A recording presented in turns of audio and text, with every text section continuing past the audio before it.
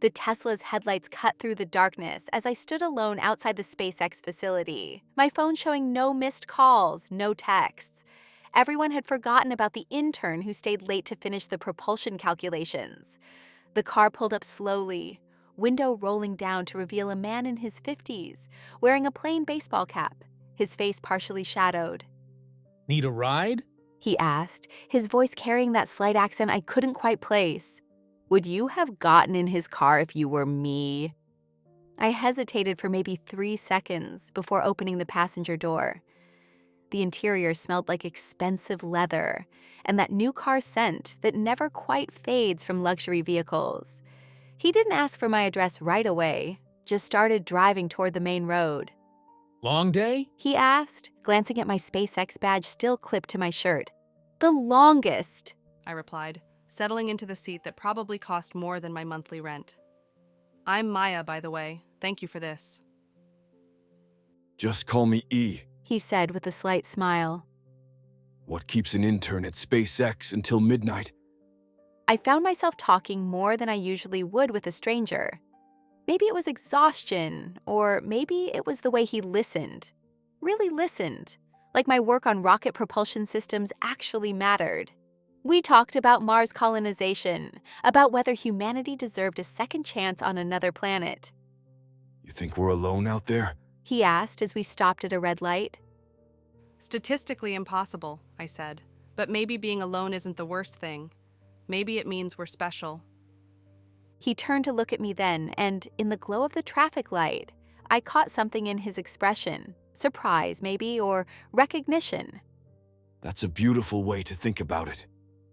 When we reached my apartment building, he didn't immediately drive away. Instead, he sat there with the engine running, looking like he wanted to say something else. Same time tomorrow. He asked finally. I should have said no.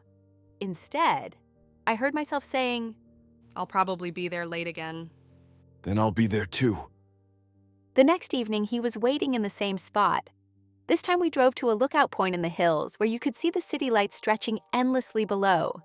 We sat on the hood of his car, sharing takeout Chinese food. Tell me about your family. He said. Nothing special. Mom's a teacher, Dad sells insurance. They think I'm crazy for studying aerospace engineering. I picked at my lo mein. What about you? Complicated. He said, which wasn't really an answer. My father and I, we had different ideas about what makes a man successful. There was something in his voice, a weight, like he was carrying the world's expectations on his shoulders. Our third meeting happened by accident at a small cafe near campus. He looked up when I approached, seeming almost startled. Maya, He said, closing his laptop quickly. what are you doing here? Coffee, I said. You? Work. Always work. He gestured to the empty seat. Join me? This time our conversation took a different turn. He asked about my dreams, my fears. I found myself telling him about my student loans, about the pressure I felt to prove myself in a male-dominated field. Imposter syndrome. He said, I know it well. You? But you seem so confident. Confidence is just fear wearing a better outfit. The trick is to do the thing anyway. When he walked me to my car, he stopped suddenly and turned to face me. Maya, I need to tell you something. My heart started beating faster. What? I'm not exactly who you think I am. But before I could ask what he meant, he was kissing me. Soft at first, then urgent, like he was trying to memorize the moment. When we broke apart, I could see conflict written all over his face. This is complicated. He whispered. I don't care. I whispered back and meant it. Our relationship shifted after that. The late-night drives became more frequent, more intimate. He would pick me up after work and we'd drive for hours. Sometimes we'd end up at his place, a minimalist penthouse with floor-to-ceiling windows, offering a commanding view of the city. You live here alone? I asked one evening. Mostly. He said, opening a bottle of expensive wine. I travel a lot for work. What exactly do you do? I solve problems. He said, which was becoming his standard non-answer. I was starting to piece together clues. The expensive car, the penthouse, the way he sometimes checked his phone, and his entire expression would change. The way he never talked about his work in specifics, but seemed to know an unusual amount about space technology.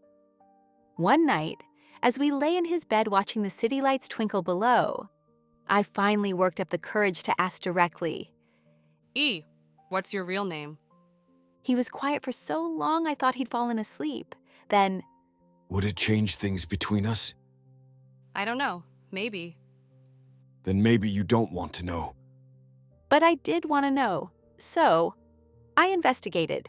I paid closer attention to details. The way he sometimes slipped into what sounded like a South African accent. His habit of sketching rocket designs on napkins. The fact that he drove a different Tesla every few days. Then, there was the night I borrowed his laptop and saw the browser bookmark folder labeled Neuralink Research. The pieces clicked into place all at once. The man I'd been dating was Elon Musk. I didn't confront him immediately. Instead, I spent 3 sleepless nights researching everything I could find about him online. The divorces, the Twitter controversies, the public feuds. I read articles about his work habits, his demanding nature. When I finally confronted him, it was in his kitchen as he made us late-night pancakes. So, I said, trying to keep my voice casual. how's the Mars colonization project going? His spatula froze mid-flip. What? The rockets, the space stuff. You know, your actual day job. He set down the spatula and turned to face me. How long have you known? 3 days. Maybe I should have figured it out sooner. I mean, I work for your company. Maya, why didn't you tell me? Because I wanted to be just E with you. Not the public persona, not the CEO, not the guy who gets memed on Twitter every day. Just me. I wanted to be angry, but looking at him standing there in his plain t-shirt, I could see the vulnerability he usually kept hidden. So what now? I asked. Now you decide if you can handle dating someone whose life is lived in public. Someone who has enemies, who gets death threats. Is that what you think I care about? Don't you? I walked over to him. I care about you. The real you. The one who drives around at midnight picking up stranded interns. He pulled me into his arms. This is dangerous, Maya. My life is complicated in ways you can't imagine. For a few weeks, we pretended it could be simple. We were more careful about where we went, but we still saw each other almost every night. He told me about his childhood in South Africa, about his dreams of making humanity a multiplanetary species. But something was nagging at me, a sense that there were layers to his life I still hadn't uncovered. The revelation came by accident. I was at his place, waiting for him to finish a phone call. I wasn't trying to eavesdrop, but his voice carried from the next room. And when I heard him say, "Donald," my blood went cold. No, the environmental regulations need to be delayed. He was saying, his voice sharp with frustration. We can't hit the production targets with the current restrictions. I don't care what the public thinks. We need those subsidies renewed. I moved closer to the doorway, my heart pounding. The SpaceX contracts are more important than the Twitter acquisition ever was. He continued. Make sure the Defense Department knows we're aligned on China policy. What would you have done if you found out the truth? When he emerged from his office 20 minutes later, I was sitting on his couch, trying to look normal. Sorry about that. He said. Work call. With Donald Trump? The words came out before I could stop them. His entire body went rigid. What did you hear? Enough. I stood up. Environmental regulations? Defense contracts? What exactly are you involved in? Maya, you don't understand the bigger picture. Then explain it to me. Some things require compromise. Sometimes you have to work with people you don't like to achieve larger goals. You mean like pretending to have public feuds while making private deals? The color drained from his face. Maya, please, let me explain. Explain what? That you've been lying to everyone? That your Twitter fights with Trump are just theater while you're coordinating behind the scenes? That's not what this is. Then what is it? I was crying now, anger and heartbreak mixing together. What are we really doing here? You're everything. He said, his voice breaking. You're the only real thing in my life. But my world, it's not clean, Maya. There are compromises, trade-offs. And which am I? A compromise or something real? He couldn't answer, and that was answer enough. I grabbed my purse and headed for the door. Maya, wait! He called after me. I turned back one last time. I thought you were trying to save the world. I didn't realize you were just trying to control it. 3 days later, I submitted my resignation from SpaceX.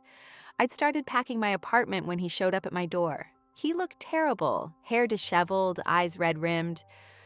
Don't go. He said simply. I can't stay. Because of what you heard. Maya, you have to understand. I understand perfectly. You're just another powerful man who thinks the rules don't apply to him. I'm 53 years old. He said quietly. I've been married 3 times. I have 10 children with 3 different women. I've built companies, launched rockets, and somehow convinced the world that I'm trying to save it. But when I'm with you, I remember why I started all this in the first place. I can't be with someone I can't trust. I said finally. Then let me earn it back. But before I could answer, his phone buzzed. He glanced at it, and I saw his expression change instantly, from vulnerable to something that looked almost like fear. I have to take this. He said. No. I said firmly. Whatever it is, it can wait. He answered anyway. Yes. I could hear the voice on the other end, sharp and angry. What I could see was the way his face went pale. When? He asked. How bad? He hung up and looked at me with an expression I'd never seen before, something between regret and resignation. What was that about? I asked. There's been a leak. Someone recorded our private conversations, mine and Donald's. They're threatening to release them unless... He ran his hands through his hair. Unless I publicly distance myself from certain policies. So the public fighting, the Twitter wars... are real now. What started as coordination has become actual conflict. The people we were trying to outmaneuver have turned us against each other. I stared at him. So what happens now? Now I have to choose. Protect the larger mission or protect the relationship that's been exposed. And what's the larger mission? Getting humanity to Mars before it's too late. The silence stretched between us. I thought about everything I'd learned, about the compromises he made, about the vast chasm between who I'd thought he was and who he actually was. If I stay, I said finally, I need complete honesty. No more secrets. Even if you don't like what you find? Especially then. He moved closer to me. I don't deserve you, he said quietly. Maybe not. But maybe that's not the question. What is the question? The question is whether this is all just an elaborate game or whether any of it was ever real. He kissed me then, desperate and urgent. When we broke apart, he rested his forehead against mine. So what happens now? He whispered. Now you tell me the truth about everything. He pulled back to look at me, and I could see him making a decision. The recording wasn't made by outsiders, he said quietly. It was made by my own security team. They've been documenting everything. Every call, every meeting, every private moment, as insurance, including our conversations. His voice was steady, but his hands were shaking. The people I trusted to protect me have been building a case against me, and now they have everything they need to destroy both of us.